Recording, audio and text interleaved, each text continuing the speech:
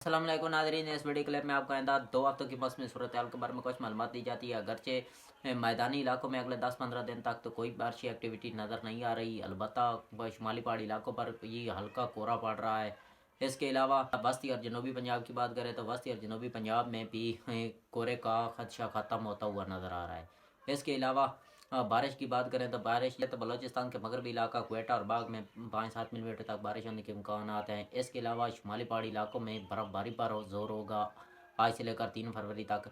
इसके अलावा जो वस्ती पंजाब के जंग टोबा फैसलाबाद यहाँ पर कुछ हल्की फुल्की यानी 2 मिलीमीटर तक बारिश होने के इम्कान हैं आज के दिन।